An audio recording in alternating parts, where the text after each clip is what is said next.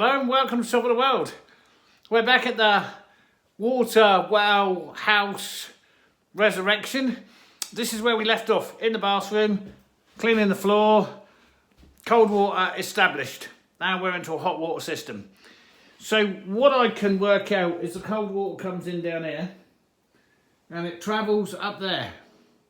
And somewhere up there it's going to connect to something and come back down in the hot water system. So I think the first thing is to go up the stairs and see what we've got up there. Okay. Yeah. This is what we got up here. This looks to be the hot water tank. It's not very big. And thankfully it's been disconnected by the looks of it. We've got some pipes there. And they're 15mm outlets. We must, oh we do. Ow! That's my knees. Ah! Haven't got my knee pads in, no. Okay, we've got a blow off pressure drain down valve. Ah, nice, nice. Here we go again. Oh yeah, look. Right, looks like these. Right, looks like what we've got is the valve system goes on under there, and then these connect to that and connect to that. Right, so we've got everything we need to connect that up. Powers into that. I wonder what that does. Right, I suppose we better establish what's going on with power here then, really. So the power comes up from down there, from the fuse box into that junction box, up here, and into that. Right, do I know what that is? No, not yet. And then it goes off up there, through the wall.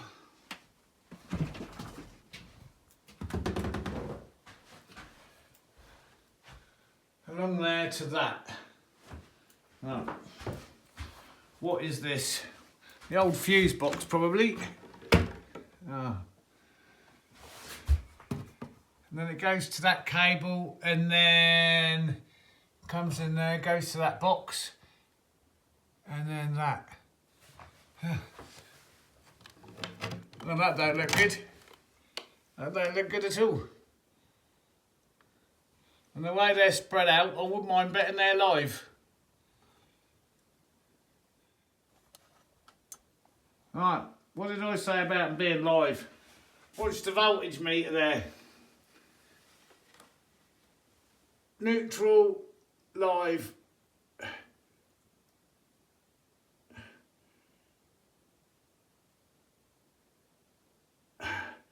£233 volts coming out of there. Jesus Christ. I don't even want to have a look in there. And here's what's worrying. We'll only be a little bit worried by this. I don't know how old that is. Right, it looks like September 1974.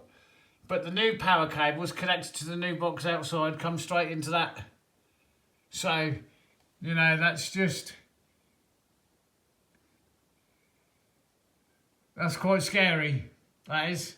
And they're live. So, I don't know. Anyway, so I think the best thing is...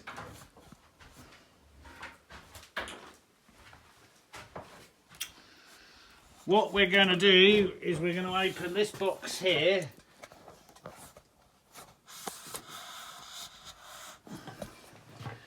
What we're going to do is we're going to open that box there and find out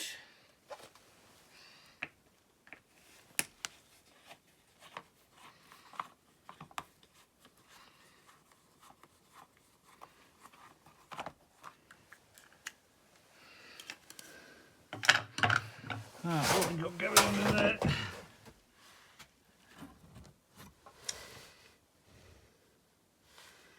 Am I any the wiser? No, I'm not.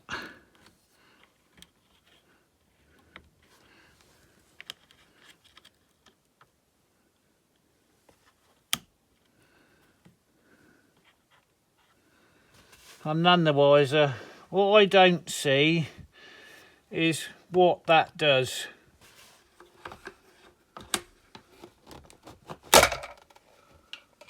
Oh, that's a switch.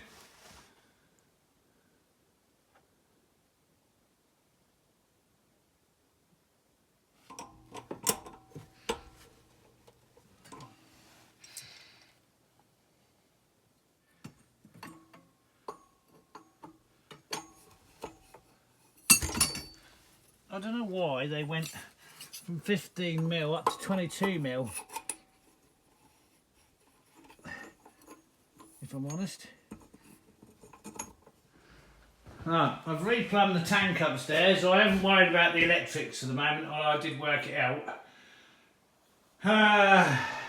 So I'm plumbed down to here. Well, I've decided not to connect this end. This is where the old hot water went out. Let's turn some lights. So that's when that connection there is the old hot water out to the kitchen that went under the cellar. We lost all that. And this went on to there, like so. This connected to there. And then this lot here connected to that. Well, this is this hot water burst. And we're going to find more like this. So before we're not using that anymore, that's dead. Before I connect this to anything, I want to send the tank live so that it washes any crap out of here before we put any more nasty stuff into the pipes. That's kind of where I am with that. Here it comes.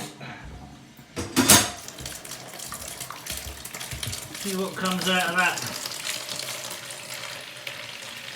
That looks alright. Okay.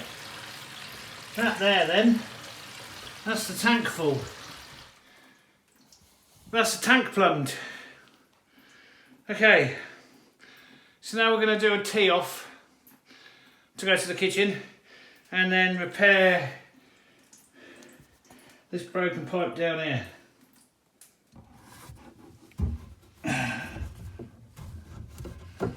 That's not even a 15mm pipe.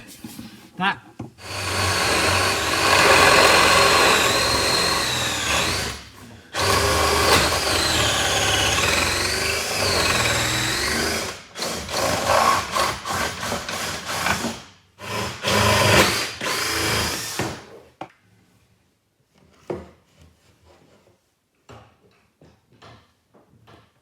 There. We're turning it into copper. Copper and brass fitting, olive,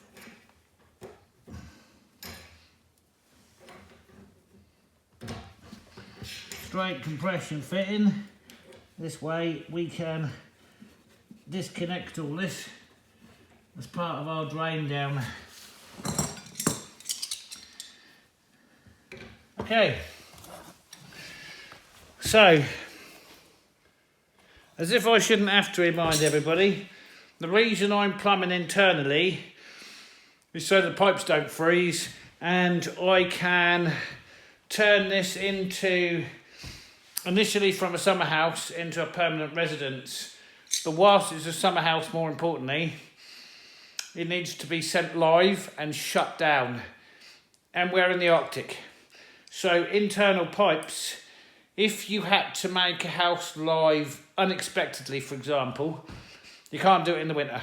You can't do it in the winter. However, if there was a way you could do it in the winter and your heating inside was not via water, like this, electric, I'm currently testing heaters, right, you've got these big electric heaters, definitely not an efficient way to heat a house.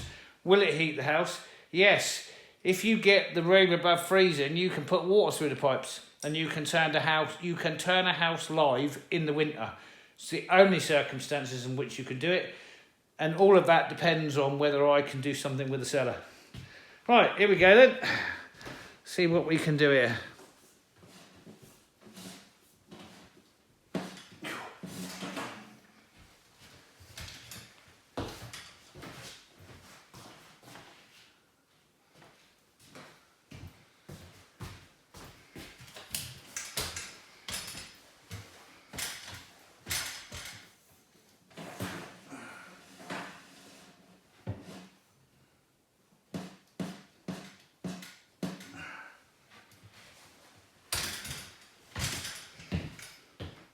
So that's our incoming into the kitchen, and we just got to meet up with there.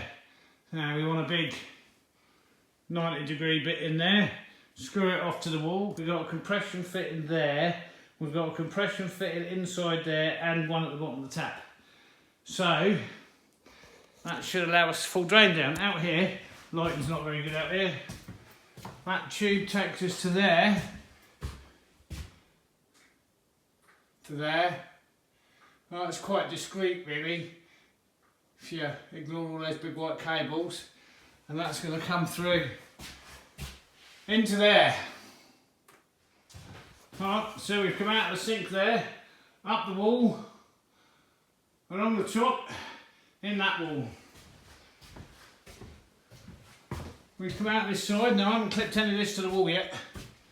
We come out there, along there, you can hardly see it, but in there. Out there, along there, teed into there. Okay, so that's the main line to the kitchen sink, now plumbed. I've just got to put a few brackets along there to hold the pipes, and then we're into replacing all this burst stuff down here. Well, good morning, it's the next day. We never got it finished yesterday. There was too many little splits. Anyway, so we are now all finished from the toilet, the sink, in this corner, to the shower, and to the kitchen. I've used a lot of compression fittings for ease of maintenance. Plumbing, and I've done a lot of plumbing, and I've plumbed complete houses and complete apartment buildings, funnily enough. Anyway, ease of maintenance is not something you usually associate with plumbing as a rule. I've learned that here in the Arctic regions, yeah, ease of plumbing, right, really important. I have a reason to believe we are ready now to pressurise the system, and we should have hot and cold water running without any leaks anywhere in the building. And then we can go and work on getting the electrics to the tank. On the subject of electrics, I was in this room yesterday and there is no power to this room. There are no lights, there's no power over there, there's no power in this room. All the sockets are dead. So once we live up the water system, check for leaks, whilst the tank is heating, I think we need to work on electrics in this room.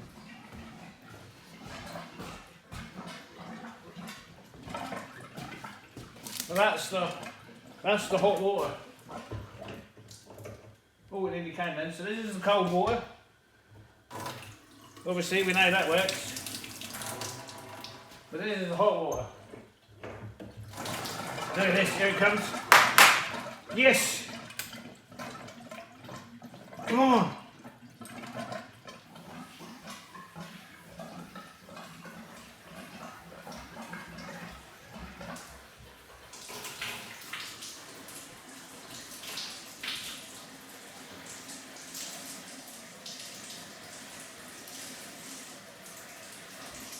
There we go. Look at that. That is coming from the hot water pipe.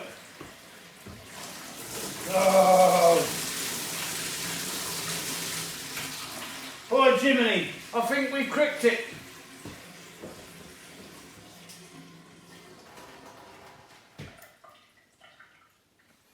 The sink. Cold. Hot. Equal pressure. Hot. Hot. Cold.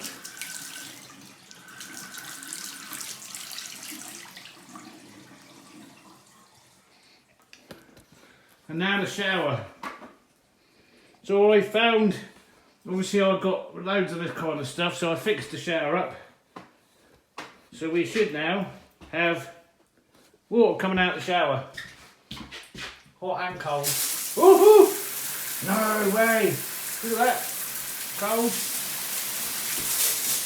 Hot. Oh. I don't know how I do it. But I'm pleased I do.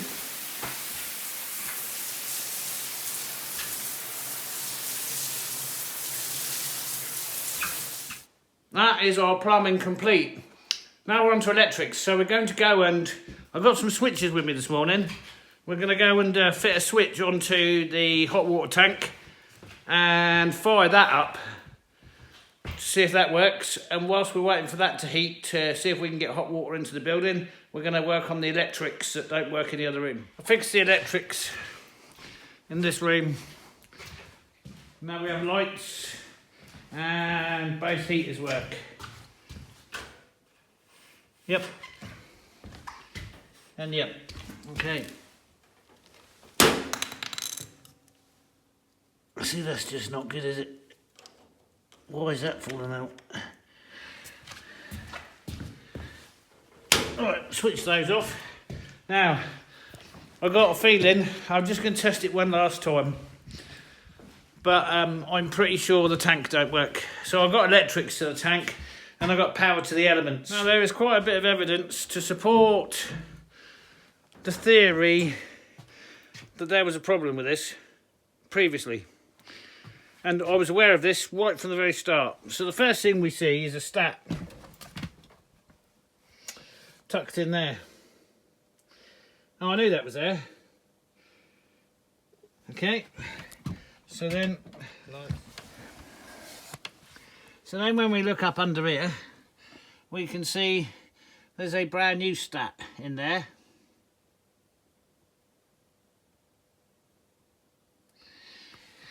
And I have power everywhere. I have power to the block, I have power to the ingoing switch, I have power to the outgoing switch, and I have power to the elements themselves. And they're not working, they're not producing any heat. So I think that this water heater failed and they assumed it was the stat and put a new stat in it and it never worked again. So unfortunately, having got this far, I'm concluding that the tank is US, which is a real shame because now that's another expense. But I think the tank was US before it was disconnected. I do. I think that the heating element went kaput inside, and the easy option is to replace the stat as opposed to test the ohms on the elements themselves. So somebody replaced the stat, didn't work, and then it was abandoned. And we've got as far as we can go. We're calling the plumbing complete minus the hot water tank, but because the sun's come out, look, we're going to pack up our stuff here, turn everything off, go back and paint the last piece of the canter board shelf.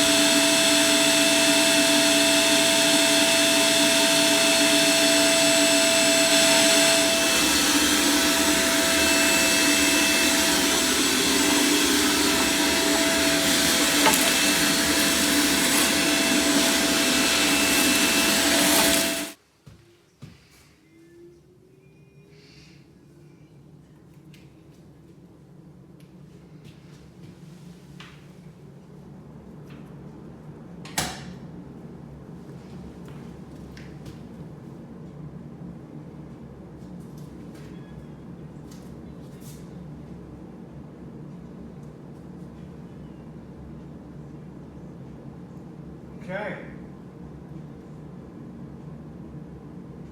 Well, that all appears to work. Not only does it work, it's clean. So that's the double exhaust outlet. Okay. So it was initially very dirty and obviously hadn't been cleaned for many years. But one of the things we can see straight away is this is outside of the main chimney. Okay, and it goes up through the floor there. So I'm guessing if we go upstairs, we'll be able to see the condition of the outer chimney and how it's insulated and how it runs through the building. Okay, so this is our next floor up. And in the overall scheme of things, this is a relatively new installation. Could be as late as the 90s, which means it didn't have that much use. But it's put in afterwards, so you know the liner we don't have to worry about. We can just inspect from the top side.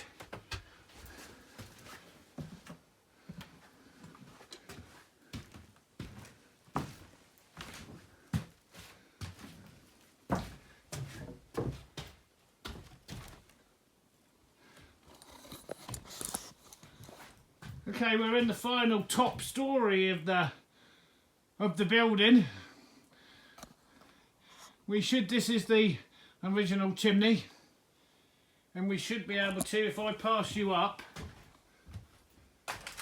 behind the chimney, we should be able to see the new install going out there. So I still want to check to see. I doubt very much if this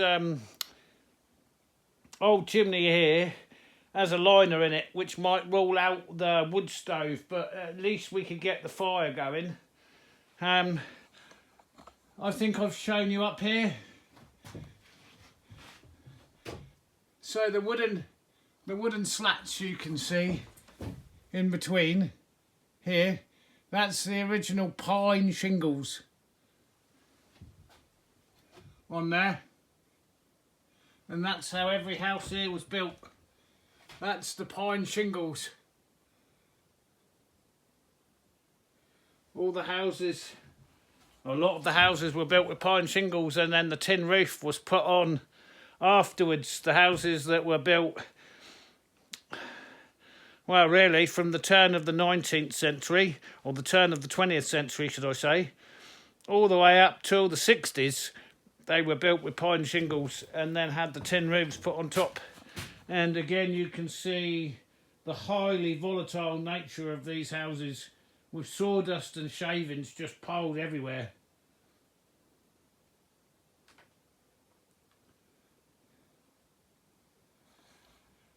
It used to be really scary for me. I've seen it so many times now.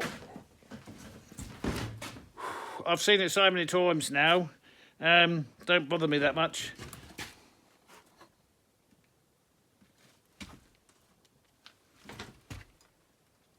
And you can see the construction.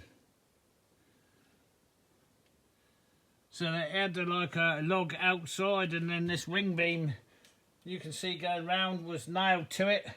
The rafters had a bird's mouth cut, not very accurately as you can see, chucked on top.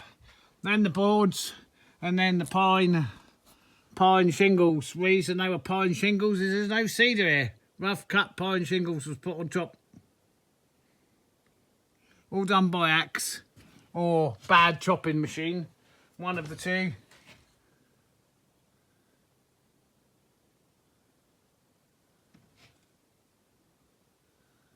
And that's how it was done. And the waney edge, that's everywhere. They used everything. Part of that is because the tree sizes are so small. Being in an Arctic region, the tree sizes are very small, so you see this everywhere. The waney edge is just everywhere. Do you ever get straight boards? Not many, because you couldn't get wide straight boards out of the trees. So, you know, any wide straight boards was used on the flooring or on that. You get some of that. It's not too bad on the walls. Right, we're still waiting for that to heat up, the hot water tank. Okay, I think we'll see what the temperature is, have a cup of coffee, and then we're going topside, which is going to be dangerous. So I really don't like going topside this time of year. I try and completely avoid it whenever possible, because like this morning it's cold and there's dew and the roofs are just so slippery. This has got a particularly steep pitch to it as well. So most of the time through the summer months you can walk around on the tin with normal grippy rubber boots and it will hold. But as soon as the wetness comes, it's like glass. And you know, I'm getting a bit old to be falling off roofs. It's going to be breaking things badly or worse. Okay, so when we're up there, we're going to check out the chimney for this and see if it's an old tiled one or whether it's got a liner in. I doubt it's got a liner in. However, there is evidence of this in use, so we need to check. And we're going to clean it up anyway. So it's those two chimneys there that I'm interested in. That was a warm air outlet from a clothes heater we removed from the shower room. That's the chimney we're most interested in, and we want to look at this. So we want this ladder here. And that ladder is there. And it was hidden in the undergrowth. So that's what I've got to try and reattach to the roof. Yeah, so exciting. Right, see what we can do. This is the bit, Mum, where you can go and make a cup of tea. It's a good idea. Go and make a cup of tea.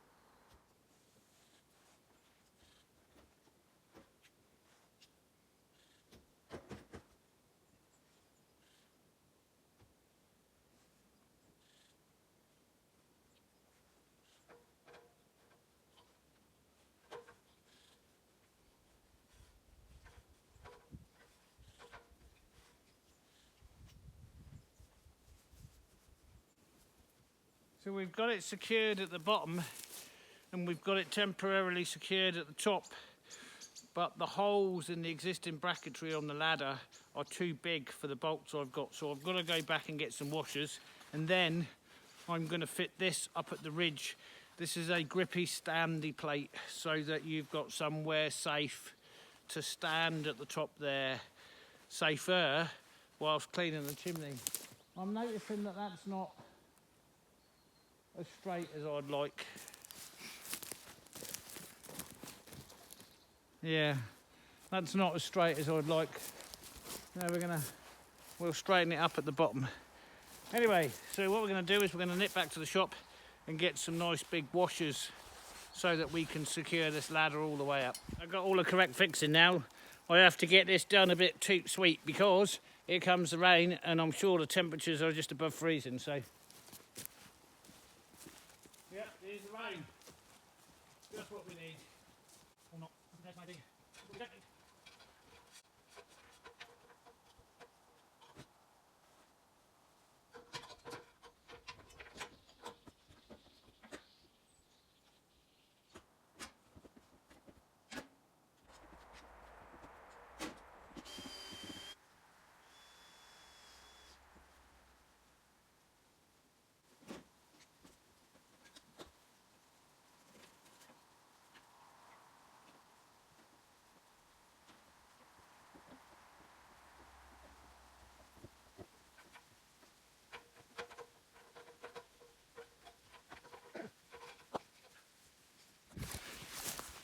That is now 100% safe, and I've put the foot on the other side, and that allows you to be able to put one foot either side of the ridge and inspect and or clean the chimneys.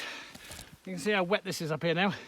It's raining, and what a steep pitch this roof has got on it. So the reason I have to secure this ladder so well is because the sheer pull on it by the snow and the ice is immense. Right, see if I can show you what I've been doing. So there's my footstep on the other side. So it allows you to come to the top of the ladder, put your foot on it, lock your second foot into the top of the ladder. You no longer need to hand on. So the one we were looking at, this huge cast iron, 1/8 of an inch cast iron pipe. Perfect, clean, it's good to light. Now what we got here is a mess. I can't believe they didn't put a top on this, or if it did, it came off. I've seen this 1,000 times. Well, that's a lie. I've seen it 100 times. So quite clearly, this one here, that one belongs to the kitchen, and the rest of these are vents. Vent, vent, kitchen wood stove, vent. It's all a bit. Anyway, it doesn't have a liner in it. This. And it doesn't have the clay tiles in it. They didn't build chimneys like that. They built them out of brick really badly, I've got to tell you. The brickwork I've seen here in the north of Sweden is the worst I've seen anywhere in the world. Well, I don't know, Spain. Anyway, I've seen people build mud huts with better jointing than this. So it's a mess. You know, creosote, black spot. It just... These open chimneys like this lend themselves to a chimney fire, and a chimney fire here only ends in one way. So there's two things we can do there. We can put a 4-inch liner in there, which is the way forwards. We put a 4-inch stainless steel liner straight away back, we'll be able to hook up the wood stove, and we need to put a cap on top of the chimney. I'm quite tempted to put a canvas over the top of this and strap it down for the meantime. I did something very similar to that, or exactly the same as that at the theatre, where I knew it wasn't going to be used in a while. I'm just going to put this cap back on there. Right, that stops the wind from taking that off. And that's a good That's a good safe place now to be able to inspect and to clean the chimney. Such a simple thing, like, makes all the difference, because otherwise what happens is you're balancing off the top of the ladder and your legs are together going backwards. When you've got your feet astride of the ridge, like that and like that, right, you're in a safer, easier, balanced, more likeable human position. This one over here, that's now defunct. We're not using that. We haven't got to worry about that. I think I should just cover those up. What happens is the snow lays on then and the melt comes down and makes the house damp. I put a few covers on, but it definitely needs some sort of cover on. And now we'll set our way back down. Easy. Now it's all bolted in. Bolted. There are 2, 4, 6, 8, 10, 12. There are 18 bolts going all the way through to the inner roof timbers. Yeah, the snow will shed off of this, but it hooks up, the snow hooks up on the ladder. There's nothing you can do about that. You've got to have these ladders. I'm assuming this was badly put up before, and one of these winters, it just got torn off.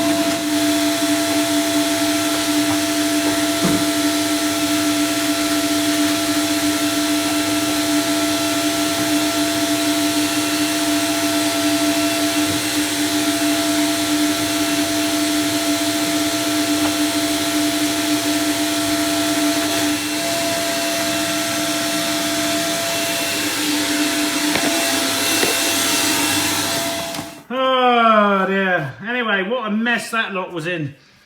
So it was all full of nails, and in there the water tank is missing. Right, there's no water tank in there, which is a bit unfortunate. But how it would work was you'd put your water in there, go into the tank, and then here there would be a tap that you could get your water out. However, the water tank is missing.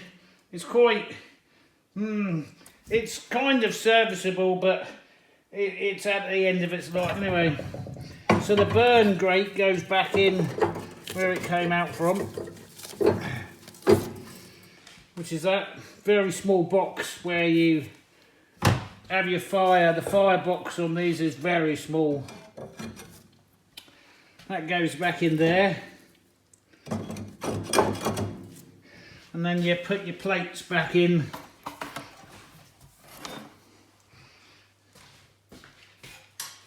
We think that is that one. That is your water cap there. And the enamel is long since gone on these Husqvarnas. A lot of the Husqvarnas, the enamel is completely gone. They just don't last.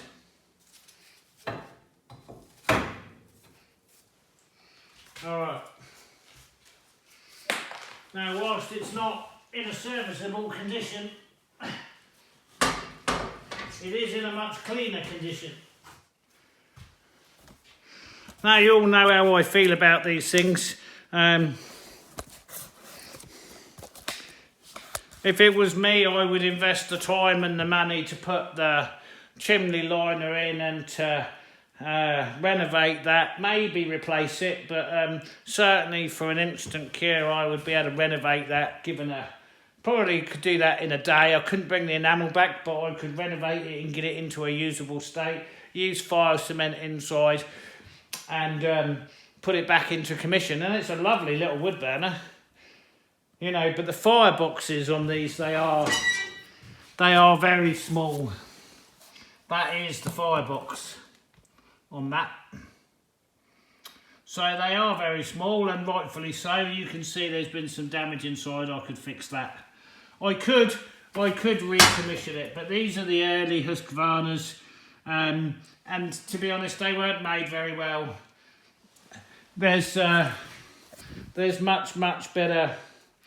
The early Husqvarnas, pre-50s, yeah, they had it all together then it was all cast iron, but these later ones, I'd have said that was probably a 60s Husqvarna. They just never stood the test of time.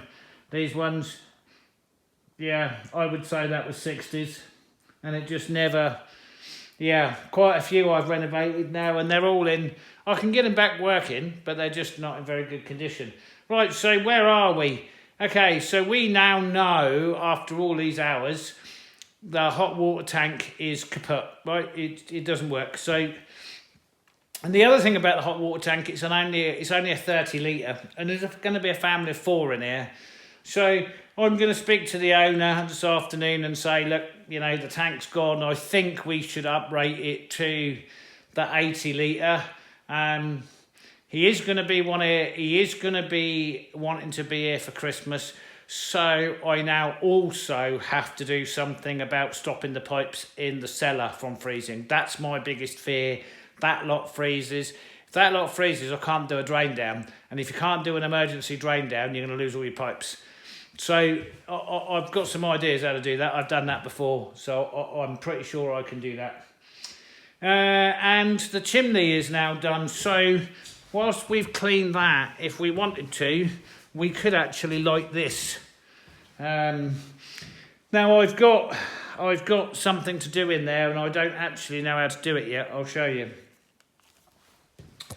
So this is the fire. This is a cast iron fire grid, and it's broken.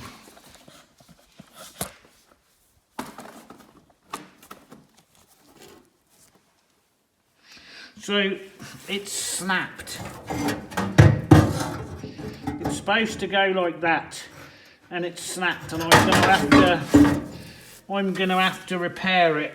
So I could light it like that. It's not ideal, but you won't find another one like that. I'm gonna have to find some kind of repair on there. And so typical I see in here. I would probably want to put fire bricks in there. Now I've cleaned it up, you can see how warped the metal is around it so often in these fires, and I see it all the time. And not just in these, some of the others. they have the fire absolutely raging, and it's just not designed for that kind of heat. So I have got some very thin fire bricks I could actually put in here. I think it'll be alright. There's no damage to the metal, it's just obviously weakened, but this will need... I can't replace it because I very much doubt I can get the bits for this anymore, but certainly some kind of repair on that. And it's cast, so it's not like I can just weld it. But I need to do something with that to fix it. And then this one's good to go. Albeit it's a bit tatty, but it'll work. It'll work, and it's safe. So I think because time's now getting on, I won't like that now, and test it up, because I also want to test the hot air system. I think I need to head back, speak to the owner and get his approval for updating and replacing this water tank. So we're back at the shop, putting everything away, tidying up. I'm kind of disappointed with that water tank. Anyway, it's what it is. But there is another point to that, is it is only a 30 litre tank. And that's only any use for one person, so I don't know if I've already said it. I think I'm going to give the owner a ring. We need to upgrade the tank, or replace the tank, but upgrade it to an 80 litre, which is suitable for a family of 4, family of 3, family of 4. Anyway, it's enough for what they need. Hopefully we haven't got to wait for that hot water tank, and we can get it in and installed. And then there's furniture to put in there, and whatever else he needs for his visit with his family at Christmas. And that's always a test for me, because not only have I got to live the house up in minus temperatures, could be severe, it's the closing it down. So that's another conversation to be had with him. I've done it twice before. One failed because I couldn't get the water out the pipes fast enough, and I lost a couple of copper pipes.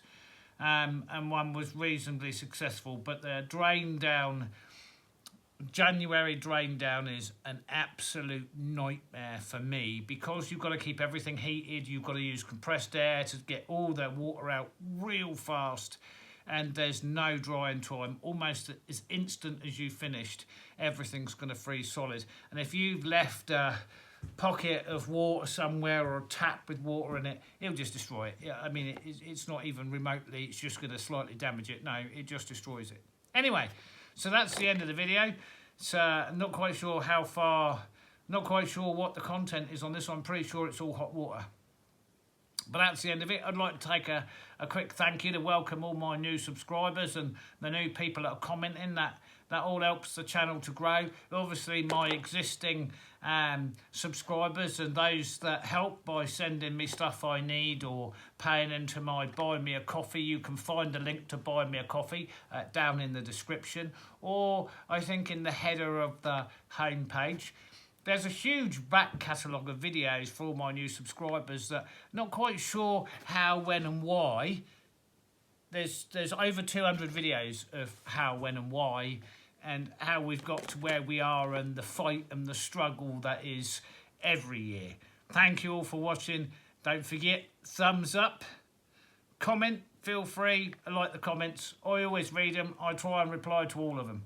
Thank you very much. Have a great day. We'll catch you on the next one. Bye for now.